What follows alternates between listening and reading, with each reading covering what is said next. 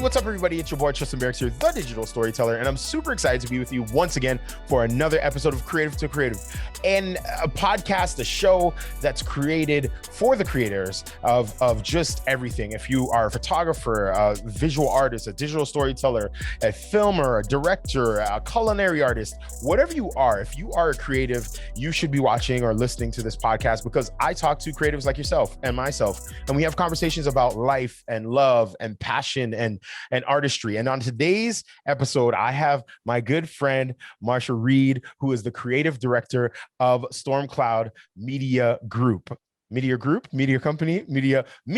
let's just say Media Creative Cloud Collective. Let's bring her on. Let's bring her on, folks. How you doing? I'm doing good. How you doing? That's a long clap. That's like a very long clap. Listen, first and foremost, I deserve it. You just okay.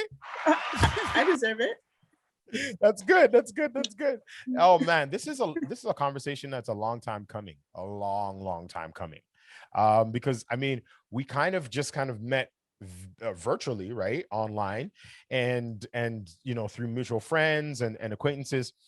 And the thing that I find really interesting about this sort of digital age is that in a lot of ways, you can feel like you really know a person and you've had several conversations with a person without actually physically meeting them, which is a real weird feeling. But at the same time, it's exciting because it allows you to work on sort of figuring out going deeper than the superficial, and really figuring out, okay, cool, how do I vibe with this person? What are some of the interests? How can I help them? How can they help me? And how can we kind of create together? And that's what I've kind of found with you, Marsha, is just the whole idea of like, I see what you're doing. I get inspired. I look at some of the different posts that you put up on your social, and I'm like, oh, that's dope. That's cool. That's interesting. That sparks something else in my mind. And I'm sure that you would say the same for me. But for those that don't know you at all, do you mind sharing a little bit about yourself and what you do and what people know you for? What people know me for? Well, are we allowed to say that on? No, what people know me Absolutely. for, my creativity and my sprinkling of pixie dust. So and the whirlwind that I am. Styling. People know me for my styling.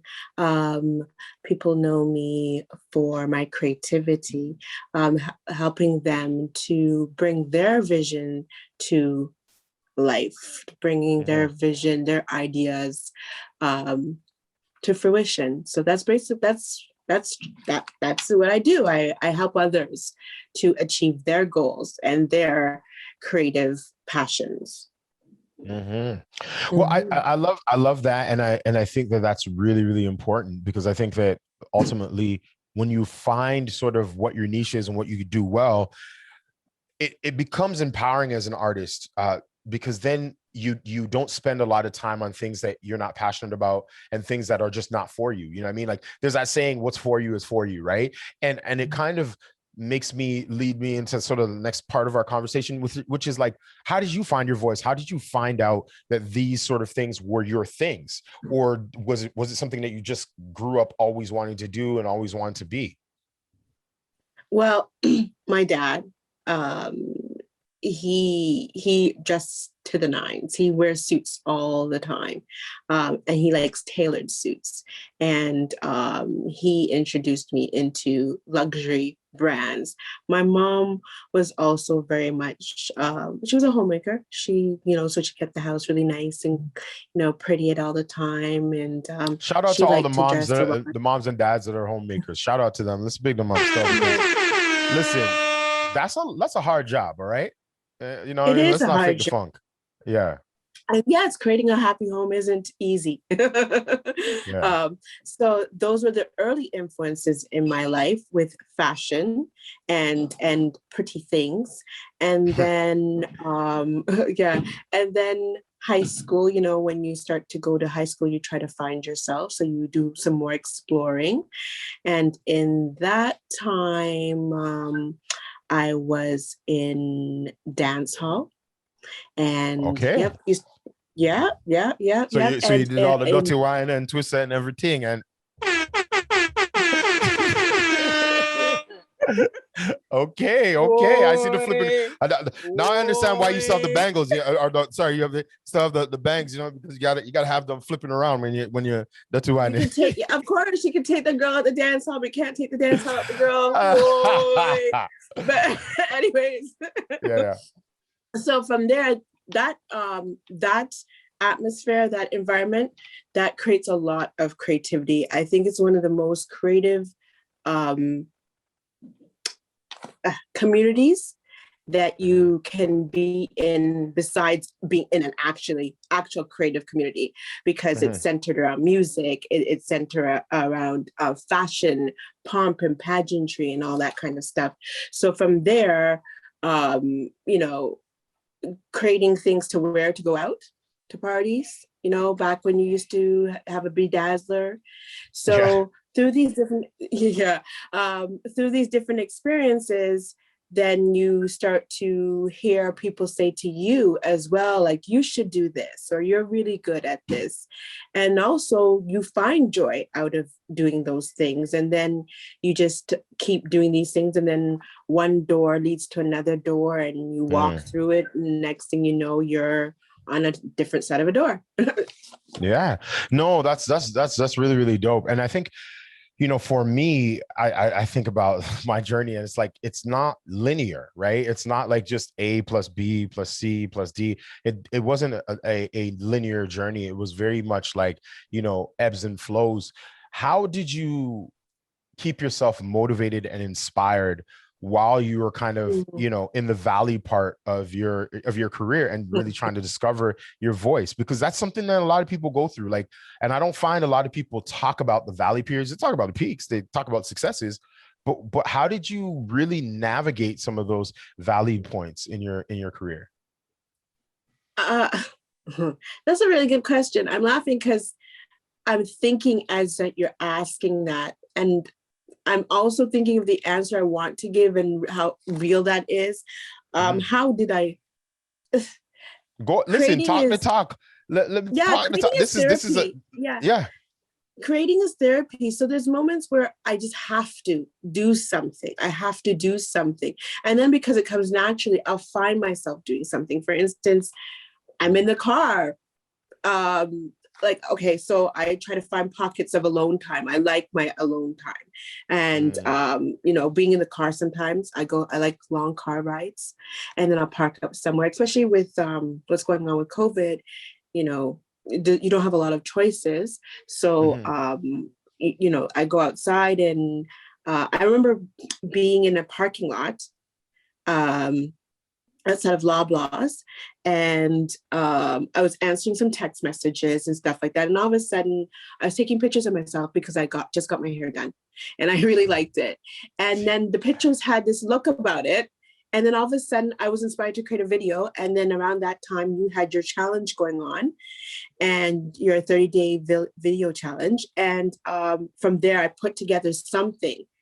So it's not always that it's something methodical during mhm. those low periods. It's just that you're doing something. I don't know. Like I said, it's just natural. I have a camera in my hand, I take a picture, and then later on, something sparks something for you to go back to the picture and then create something from that picture. Sometimes it is just taking up that um, iPad and going through apps that I've never tried before. I've downloaded them Mhm. and still haven't used them. Let me Yep. see what this app does. Let me try it with this picture. Okay, that didn't work. That doesn't look too good. And trying it with something else. So I don't know if I'm really answering the question, but I just know that there are periods where it finds me regardless. Mhm. It's like a moth to a flame, a moth Yeah. to a flame. I just find myself in those situations. And also, some of it is deliberate. It becomes a yearning. I will call a friend up, call people from the collective, the agency, Mhm. and say, how about this? What do you think about this? Let's create that. Or, you know what I thought about? And let's see if we can make it happen. Because I think the fun part is seeing if you can make it happen. And then Mhm. when you're making it happen, then the next step, how did it turn out? So Exactly.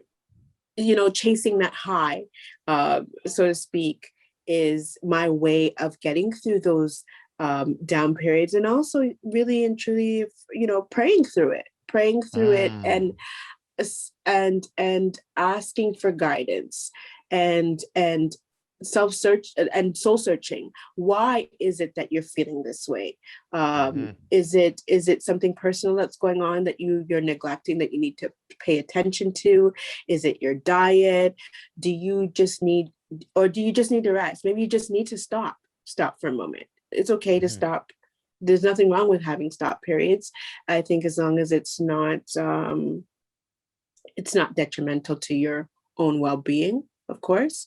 mhm. But yeah, I think that sometimes, especially nowadays, because it feels like we're in a constant storm, a roller coaster, and you kind of just go with the flow. Some people are going with the flow. Some people are making a flow. Everybody's dealing with it the way that they know how to deal with it. Mhm. And creating is how I know how to deal with it. And so I'm like, just a couple of days ago, I bought I don't know what it's called. I forget what it's called. You know that camera arm thing? I A gimbal, like a gimbal or Yes, something. yes, Yeah, yeah. yes. I bought one. And I bought one. I'm sitting there for hours trying to figure out how to use it. Just simply turn it on because it wasn't really written in English. And the English instructions were Those are always the best products to buy, right? The ones that are like super so, cheap. yeah. Well, yeah. Thanks for out me out there. The ones that are super cheap. Hey, listen, I've done it before too. I've picked up tons of stuff, and I've been like, listen, if it works, thank God. If it didn't, it's $20 Right? less. I'm $20 poor, but that's fine. Yeah, I Right. mean, And you but know hey, what? And it's something that you can, maybe drop a couple of times and not feel bad about. And then when yeah. you get the hang of it, you can upgrade to that fancy thing because now you know what the hell you're doing with it, right? So right? Because you got this Talk fancy the thing, and talk. you have no idea. I didn't know how to put them, like, I just knew, is this power? This looks like power. You know what I mean? Um, so I But got this gimbal. yeah, what about the gimbal? Like, what were you doing with it? What were you trying to create? I don't know. I just knew that I wanted it, and I needed a new toy. Once again, that look that valley. I was in that valley. I need to do something. I need to create. Yep. um, you know. So I got it, and my youngest son, me and my child's father, we co-parent. So he's Mhm. been with his father for a couple months, and he just got back. So when he got back, I was like, oh, we got to go outside and we got to do something. You have all this zest for your child after you haven't seen them for a while. You're just like, let's do everything. Let's spend every waking moment together. And fast forward to 2 weeks later, that I'm just like, leave me alone. No, I'm just joking. But we went outside, and I just took it out. And then I started filming him on the sand. And he actually has a secret passion. Shh. He wants to have a YouTube channel. Okay.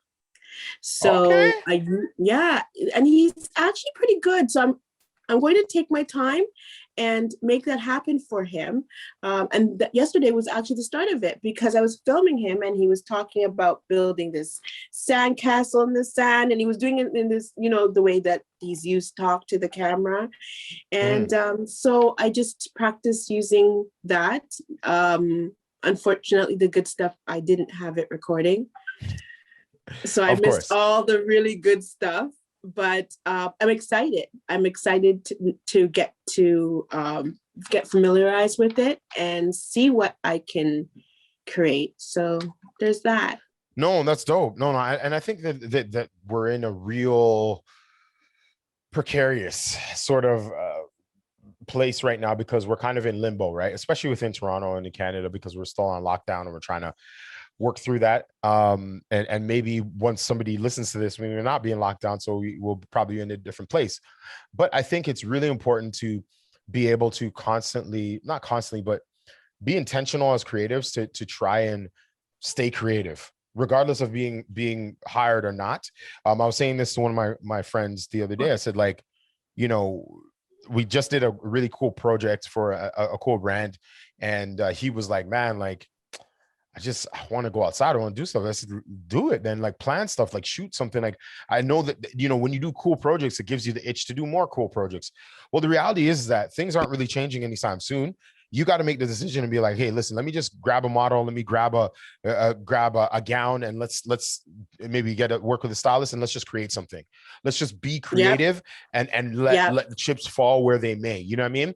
So I think in a lot of ways what you're saying resonates with a lot of creatives, because it's like at the end of the day, like we call ourselves creatives, so we should be creating, right? We should be constantly creating. We should be, and it doesn't mean that we shouldn't create without thinking or thought or intentionality. But sometimes it's okay to just get that therapeutic itch out. I need to get something Right. out. I need to create something. I need to Right. film a sunset. I need to take a picture of my partner or my child and just get that out. So I totally hear what you're saying. What I wanted to actually ask you about was, you know, you did touch upon like the fact that like when you are in those moments where you just kind of sporadically comes on you, you kind of just take your camera out and you start shooting, or you try and create something and it sparks something else. As a stylist, I don't consider myself to be a stylish person at all. Okay. I put two things together and I try and mix and match and do my thing. But as a stylist, how do you come up with your inspiration? How do Mhm. you see the world? Because for me, I see the world through cinema and through storytelling, right?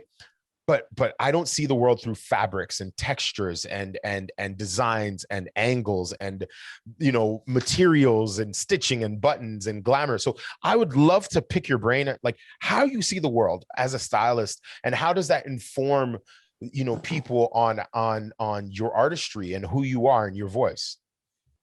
That's a question. How do I see the world? Every story, right? And I think because I have so many different interests, my answer might be different from a stylist who just does styling. I have Mhm. an interest in photography, videography, architecture. I just, like I said, I love pretty things, shapes, colors. So when I'm outside, obviously I'm captivated by the way people dress, especially nowadays. I'm I'm captivated that people still put some thought. There are some people who are still dressing up to go nowhere, like me, for example. Like this leather jacket. What am I doing? I don't know. I love it, by But the way. I need to get one. I need to get me a leather jacket like that. I'm just saying. I'm just saying. Anyways. thank you. I'll hook you up. Okay. Yeah. But yeah. So it's a story where, and I'm nosy in a sense that I want to. I daydream.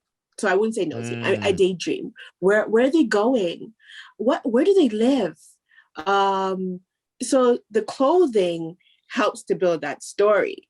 mm. In my head now, you just came from the grocery store. If I see, if you, depending on the outfit, are you going to go home and cook that meal? What are you going to cook? So I guess how I see the world is one big story, Mhm. and clothing is a part of that story. But then I'm going to watch to see the car you get into. I'm going to, so many different things catch my eye. I'm a parent, so interaction with people catches my eye. So I'm not quite sure if I'm really answering the question, but I see everything as one big story, and clothing comes together. For example, I went to Tiffany Falls, Mhm. and there is this branch. Well, not a branch. It's a tree that has fallen, and people sitting on the branch, and all of a sudden, all I could see was a photo shoot. And it's Snow White and Seven Dwarfs kind of vibe. And I could see how her lying on the tree, and I could see how the dress would fall down on the floor. And, so a story all of a sudden formed at this falls for me. Now, this is one of the things I would definitely, anybody out there want to make it creative, do something fun? Yeah. One of the things I would Definitely. definitely love to, yeah, definitely love to capture. I love that noise. I feel like I'm in the dance. Yes, ma'am. um, always a party with Tristan.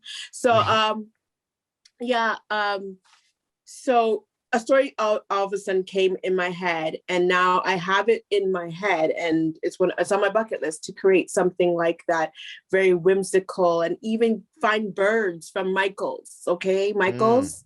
If you want to mhm, give me some birds, yeah, some birds, some rabbits, the whole nine. And I really wanted to be black, only because we don't have a black Snow White. It would be really mhm. interesting to see that.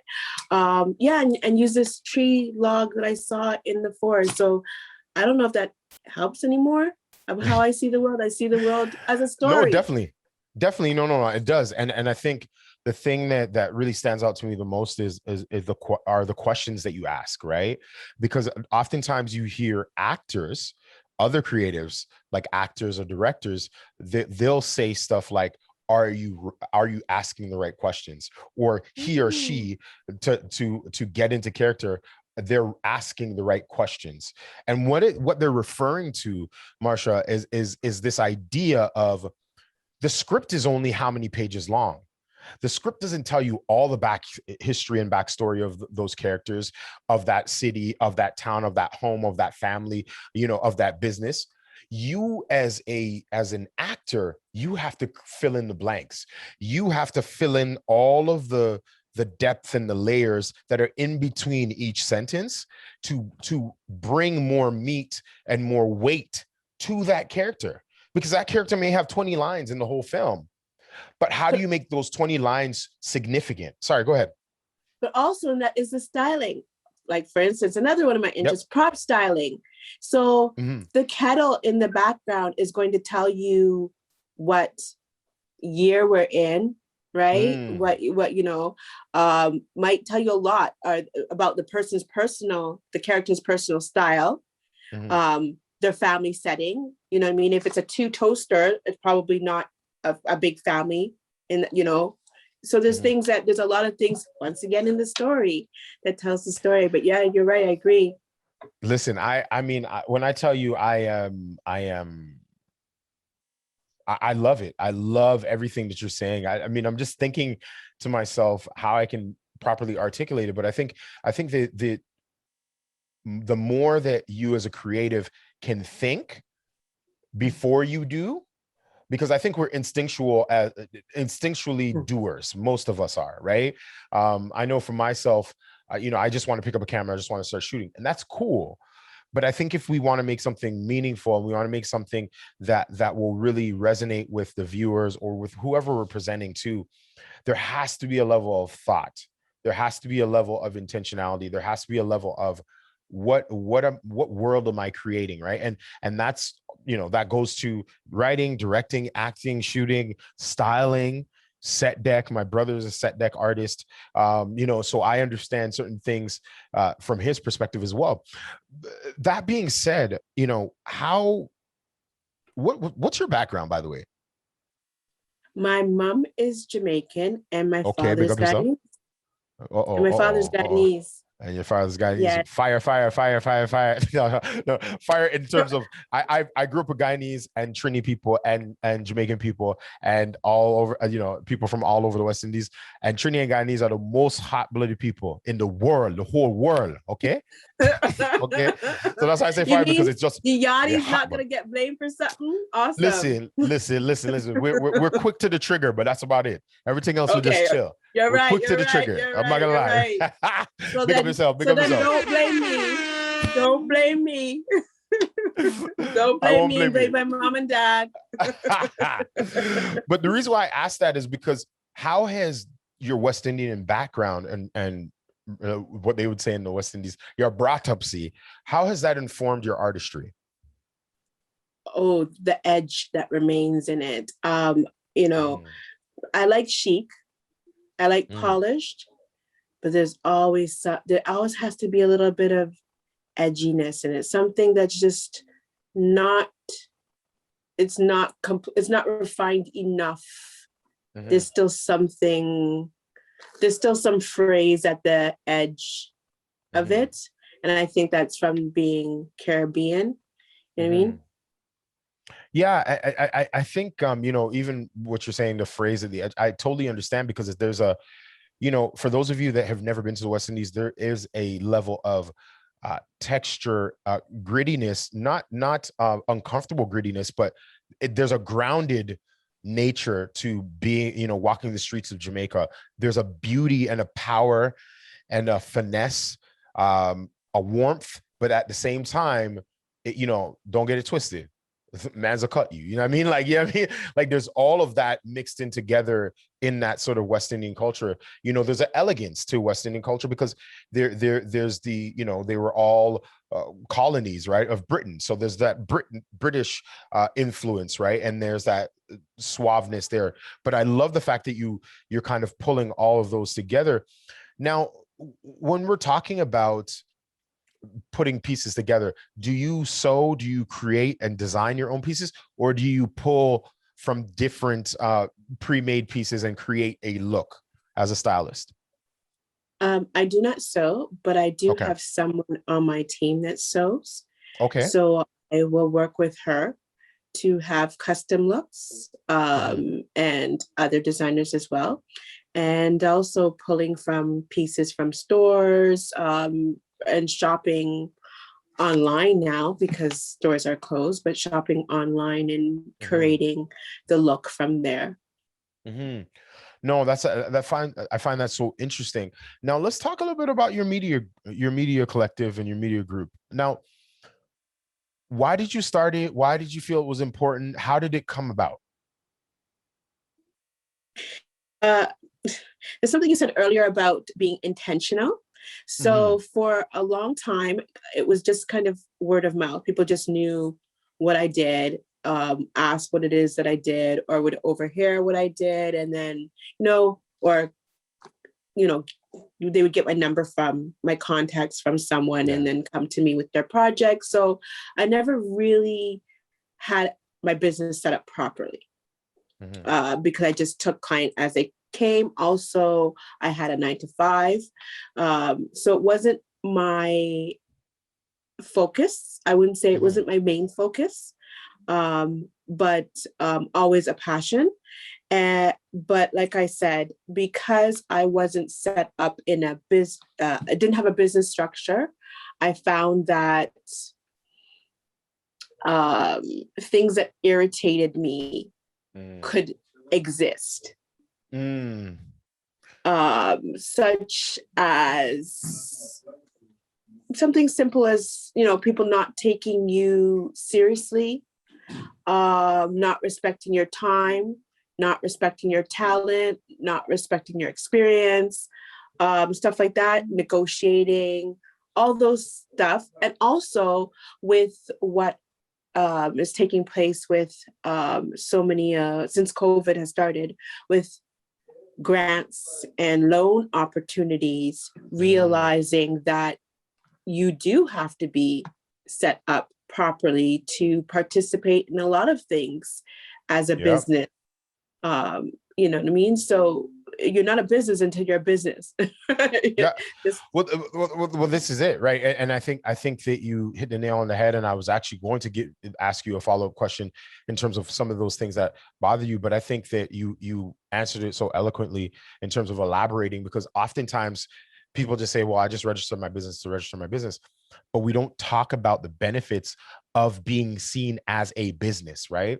I feel like a lot of Black creatives don't understand that registering your business is not just, now you have to collect taxes for the government. It's like, no, registering your business allows you to start relationships with, a financial institution. It allows you to hold yourself accountable, hold your team accountable, be able to apply for resources and for grants and for funding and for all that other stuff. It allows you to be seen more legitimately to legitimate other businesses and clients, right? So it's not just about, oh, I'm just registering my business to register my business because that's what you do. There's a reason behind it, and I love how you describe it. With that, why the name Storm Cloud? What was with that? I almost feel like that's like a storm cloud creative. You know what I mean? Like that's pretty intense. Tell us a little bit about that. Because I am pretty intense, and the Okay. experience and the experience is pretty intense. And once upon a time, I used to do dub poetry, and a part of my Okay. name was Storm. So there are people around me that know me as Storm. So it just came. I don't know. It just came. But yes, the experience is intense, and I think anybody who's worked with me can attest to that, because I get into it. I get into it. I am your biggest cheerleader. I have a vision, and I want it to be the best, and it's going to be the best, and it's going to be billboard worthy, even if it never hits a billboard. And it's an intense process, and I am here Yeah. to help people take the world by storm. Dope. No, I love it. I love it. I love it. I'm Storm. I'm going to take the world by storm. I'm going to take my clients. They're going to take the world by storm. We're going to Yep. bring a storm cloud. We're going to Yep. bring tornadoes. They're going to call us Twister. We're going to do everything. No, that's Right. good. Big up And you yourself. Big know up what? yourself. And Marcus Messiah Garvey said, catch him in the whirlwind. You know what I mean? So Ooh. the storm is here to correct, redirect, and all that good stuff. Put things into Oh, place. man. Put things back into proper order. Let's get it. Let's get it, people. Let's Let's get it. get No, it. no, I love it. I love it. What are some of the most amazing projects that you've been on, or the projects that you're like most proud of? This one.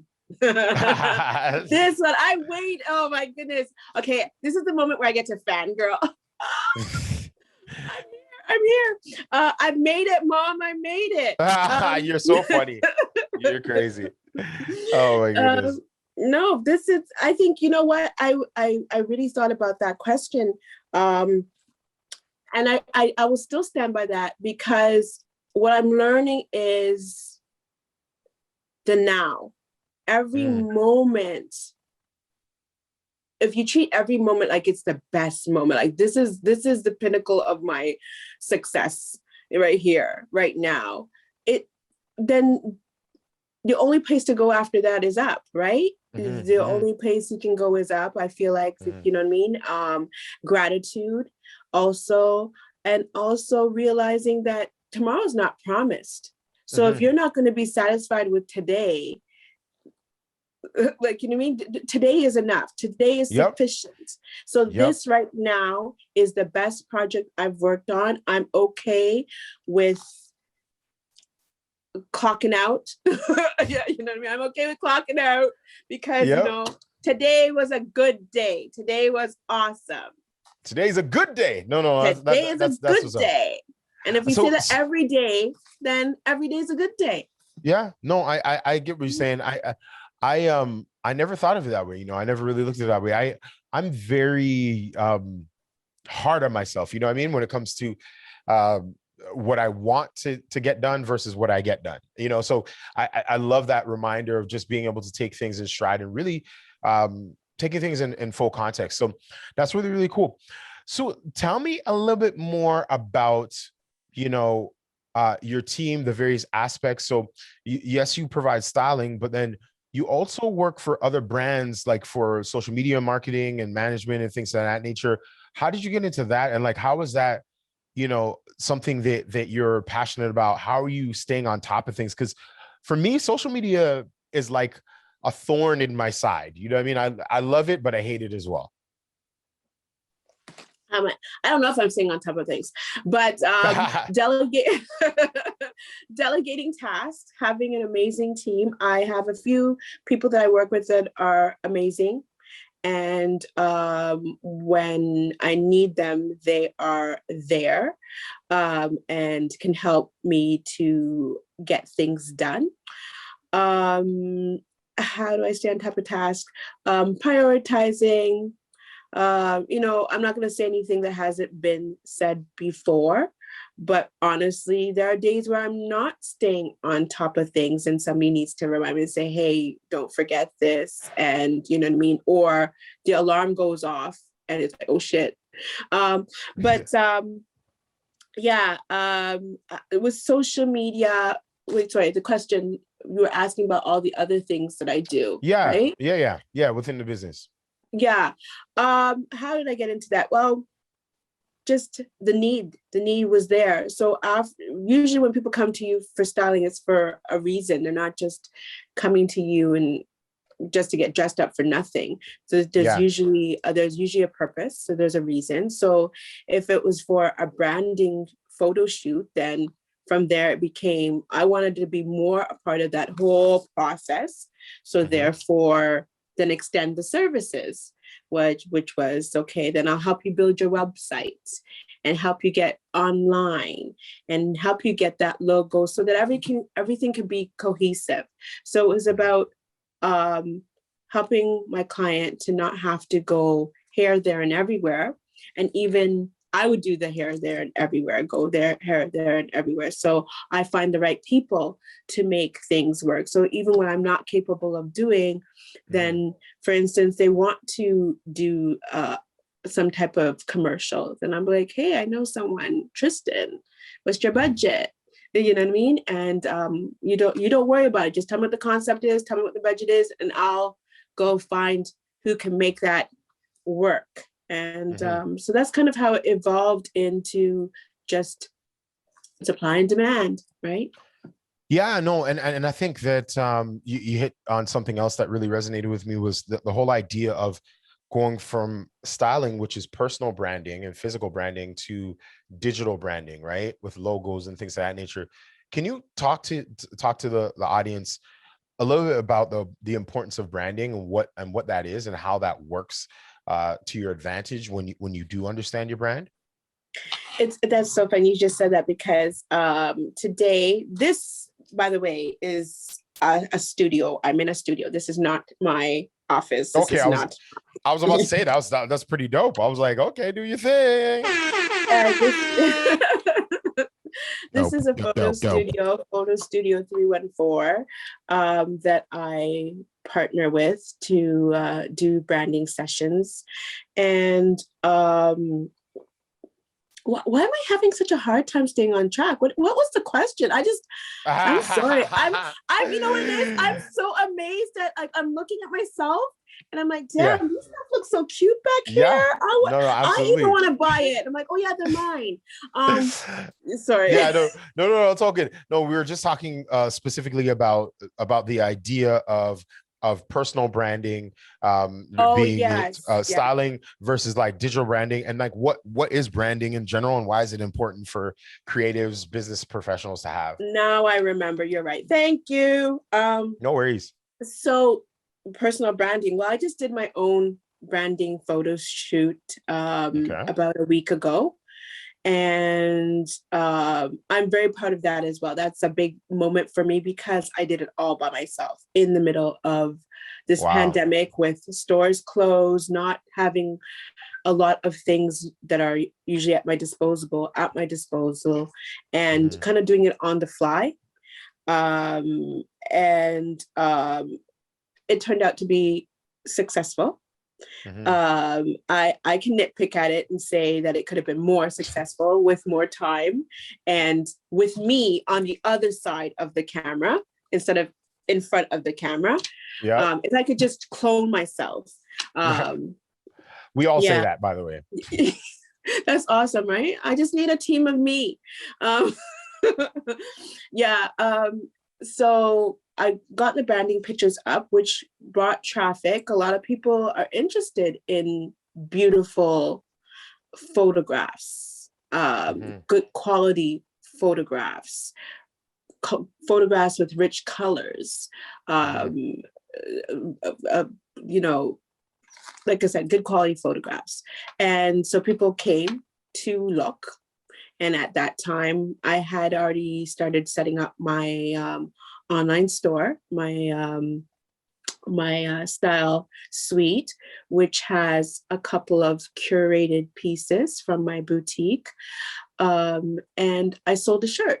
I sold a shirt in the first week. I made a sale, and it's not even fully up. I have a tendency to put the horse before the cart, or the cart before the horse, whichever way. The cart before the horse. The cart before the horse. Yeah. That's me sometimes, right? I get inspired and I just take the storm, the wind, just take off running full speed, not looking not looking back, just keep running.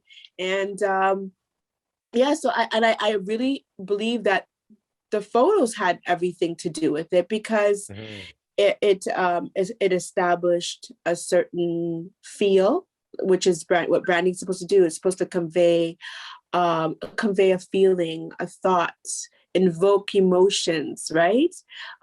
So it invoked some emotions and had people scrolling, get people scrolling and get people Yep. tapping, like, oh, what's this? Okay, that's kind of cute.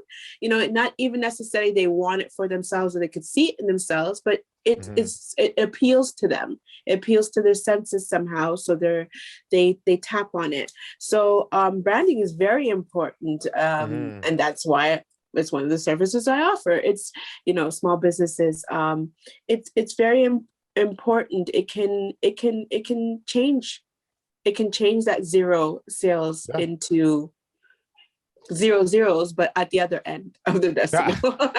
No, I hear what you're saying, and I totally am in agreement with that. I think in a lot of ways people overlook branding because they're focused on the product and the service. And yes, those have to be concrete and solid as well. But if people don't trust, which branding will allow them to trust, will allow them to pay attention, will allow them to investigate, will allow them to stay a little bit longer, will allow them to stop. Um, if you don't invest in that branding that will allow people, your clients, your target audience, to do that, then you literally will be missing out on tons of potential revenue opportunities. So I get that. I think one of the things that most creatives don't think about and don't talk about, as we're switching up gears and changing gears a little bit, is like how to decompress and who to decompress with, right? So as an artist, as a business boss lady, all that sort of stuff, first of all, you dating anybody? Is anybody, how's the love life? How you balancing all that, right? Yeah, I Yeah. mean, I'm gonna get all in your business You're because I feel getting like, all my oh, business. absolutely, absolutely. Because I think in a lot of ways we always want to just talk about the art and focus on all Oh, that stuff. But like, goodness. how do we like balance out and just be regular people? And does that inform the way you stay creative? Yes. Well, I'm engaged. Okay. Yes. And it does play a role in the way I create, because I'm more sensitive about time. Mm, I'm more sensitive about the people I work with. For mhm. an example, I might be able to normally work with a schmuck. But now I wouldn't want to put my partner in a position to have to knock anybody out. So Yeah. therefore, definitely won't do that. You get what I'm saying? Um, Yeah, I get what you're saying. you know what I mean? There are situations where but it also has helped me too, to hone in and say what I won't allow for myself as well, right? Mhm. But yeah, I guess it plays a role. It plays a role in the time management, and making sure that the people that I work with definitely respect my craft and respect me. Mhm. And that kind of leads me into like another sort of aspect of this, because I think, again, we always hear the terminology work-life balance and all this other stuff. But how do you stay true to yourself, but then also stay relevant to the culture and the heartbeat and the pulse of style and fashion? Because again, it's like it's one thing to have a gift and have whatever else, but if you miss time or mismanage sort of the era that you're in, you could be out of sync with what clients and what people are looking for. So how do you stay relevant, keep relevant, like, what I mean, in order to stay at that sort of that heartbeat of a pulse? I won't even lie. I'm not up to date. I'm not up to date. I can't keep up. I can't keep up. No, because I realize also, I'm Ethiopian Orthodox. So Okay. we have periods of fasting. And during this fasting, there's no music being played, there's no Mm, TV. I don't have cable. So I am not as connected as so many other people, but it also is a good thing because I think that allows me to see things differently. Mm-hmm. I think I'm a little bit more objective in certain Mm-hmm. ways because I'm not caught up in it in that sense. Mm-hmm. But I'm very much on social media. I find social media keeps me up to date as much as I need to be up to date. I may not know. I think when I was younger, um, and I had more time on my hands. I wasn't juggling family and trying to have a business where I could spend more hours reading and caring about the new designer who showed at SS 17 or whatever. I don't. If something catches my eye, then I might go further with it. Or if, like I said, intention, if I'm doing a piece for a magazine, because I also contribute to magazines. So if I have Mm-hmm. to contribute a fashion piece, then I'm forced to now do some research. But in general, I'm probably not keeping up with the all the new stuff. Mm-hmm. Um, but because I have a certain eye, it's always remains in the now. If you know what I Yeah. mean, Yeah. I can pick it up really quickly, and also that's the other thing is I take pieces from different eras and different times and different styles that it really doesn't have unless you're doing if you're trying to date it, then that's different, but it's always going to be um current. I guess I'll give it to social media. Social Mm. media really helps me stay in the now. You go through your feed, what's the discover for Yeah. about 15-20 minutes. I feel like I'm up to date. I know what's popping, right? Or at least Mm-hmm. what's popping for me, what I think is popping. Yeah. And if I need to find out anything more, then I'll do research. But I can't really honestly say that I am staying up to date with all the trends. Like Yeah. I hear some of the music. Oh, our fast just ended, so now I'm playing the radio. There's songs on there that I've never heard before, and I have to Shazam them. Shazam is my friend, so that's how I find out. But it would be funny because I'll be in conversation and they might say, "Oh, have you heard Saweetie's new song?" And I'm like, "Who? What?" Meanwhile, I have heard it, but I just didn't know it's her song, or I Yeah. only know the one song. Like I said, I have too many things on my plate that are bigger than staying on top of all of the trends. Mm-hmm. And you know what? It just takes a 30-minute research, and you'll be on the game. You'll be on the ball. I like that. I like that. I think understanding the intersection of creativity But and hold on, influence. wait, Oh, sorry. yeah. But No worries. I do stay on top of some trends. I find that the trends I'm staying on top of now are different. So that's what I should be Okay. saying. Okay. Business trends, like the trending apps. I'm now Mm-hmm. focused on those things. I know that I'm a stylist, and but like I said, I have so many different things that I do and have my hands in, and that I the services that I provide to clients that I now uh, I'm not focused on one thing. So Mm-hmm. I'm always trying to find out what's the new app for creating graphics, because I also do Mm-hmm. graphics. When we do the branding, we take those photos and create content with. So now I've gotten into graphics. We do have graphic artists on the team, but Mm-hmm. like I said, I like it. So I also do it. And depending on the client's budget, they may not be able to afford someone on our team, and they get me instead. Um, Listen, I love that, and I think again, it's one of those things where you gotta pick your spots, right? Um, so Marsha, as a stylist, what are some of the eras, or what is your favorite era of fashion? 50s, 60s, 70s, 80s, 90s, 2000s, present, 2010s, present. What do you think is like your personal favorite era of sort of clothing and styling? 30s to 60s. Really, 30s to 60s, eh? First of all, that's 30 Yeah, years. Okay. yeah, Talk yeah, yeah, about, yeah, yeah. I yeah. know, but that whole period, and even I would even say like, I don't know. I just like any.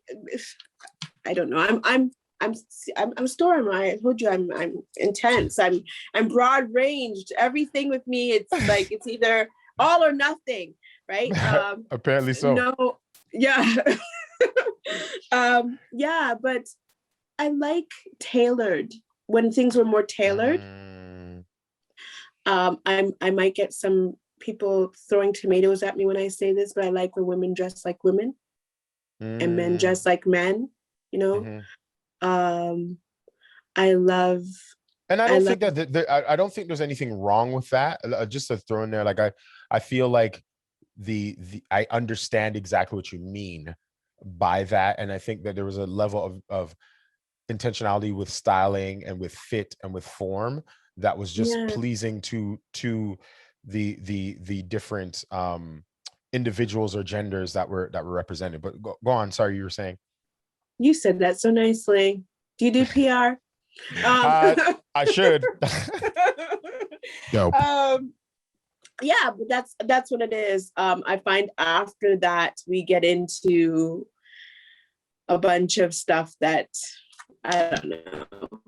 It's fun. It's a lot of fun, but we start to lose some of the tailoring and some of the refinement in our clothing.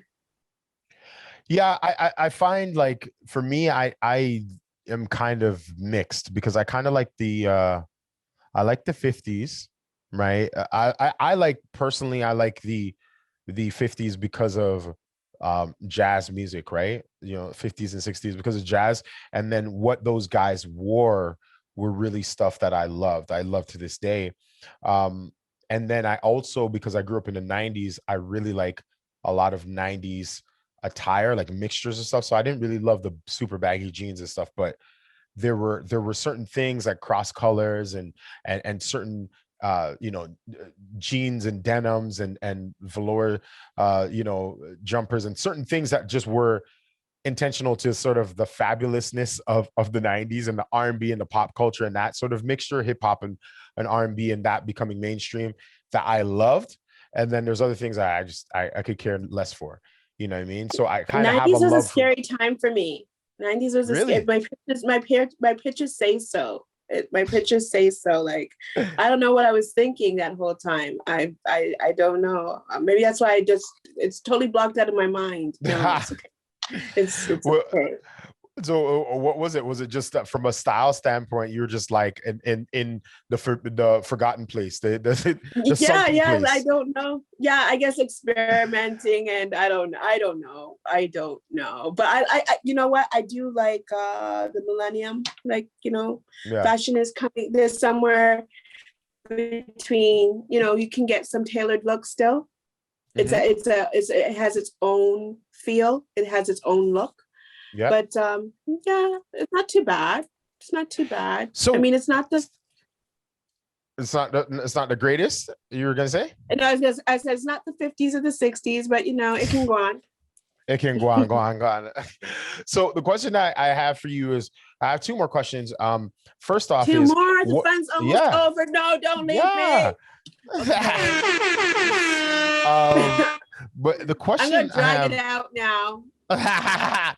the question I have for you though, Marcia, is so when you're thinking about the younger version of yourself, or you're thinking about those that are coming up into this sort of styling game, media game, what are some of the pieces of advice you would give to them? What's a nugget that you would say, listen, if I had this when I was your age, I would be like so much further. Uh, Create your own opportunities as well. Don't wait for that perfect gig or any gig. Mhm. Like we were discussing earlier, go out with your friends. Find your friend. The pretty girl in the group, the tall one Yep. there. Take her out. Put some clothes on her and make it happen. And I guess no, seriously, that's all I can say because you you get to practice. You get to keep the art, the feeling of keep going, like you were saying, not being stagnant, not feeling yourself die, just keep going, do it anyways, just create, just do it, Nike, just do it. No, that's dope. I love that. I love that. And lastly, how can we support you? Where can we follow you on social? Like, what are some things that we can do as an audience to support what you're doing? Wow. This is where I get my Cash App number. Cash App, and we're Canadians, My which means you have some GoFundMe too. Oh Lord. My GoFundMe. What can you do to support me? Well, if you've got a creative going on, holla. Yeah, I would like to be a part of anything that is breathtakingly beautiful. Not only in the end production, but in the whole process, from the creating process to the moment where we actually sit there and go, oh my gosh, did I do that? Yeah. That's dope. Yeah, and also shop on my online boutique. And also check out my services. If you're looking for branding photos, a stylist, a lot of people need to get their businesses online. I help you get your business online. E-commerce, start selling your products and services online. Make that money virtually, because COVID has showed us we have to find a way to do that, because virtual never closes. Well, except for that one time when Rogers shut down for a couple hours. But you know what I mean? Yep. We won't talk about that, Rogers. Rogers, are you listening? I'm not impressed. Do you think they'll sponsor me for anything after this? Maybe. Hey, maybe. You never know. You gotta try, right? You gotta try. But listen, I just want to say, Marsha, thank you so much for joining me on Creative to Creative. It was an amazing conversation. Learned a lot about you. I definitely want to see if we can collab in the future, because I think you got some spunk in you. You got some in you, kid. Thank you. So definitely would love to see how we can collab together. Hopefully once this whole I don't have the button, but right there. You need to put a button right there, like love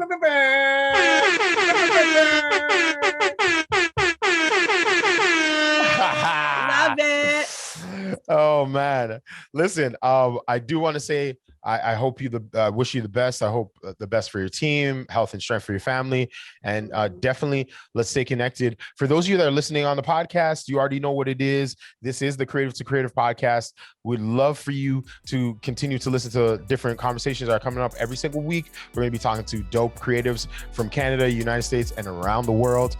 And if you're watching this on YouTube, listen, thank you for watching on YouTube, giving us a view, give us a like and a share and a subscribe, because that'll help us with the movement, help us to sponsor and support the cause. And until the next time, please stay safe, stay focused, and stay creative. Peace.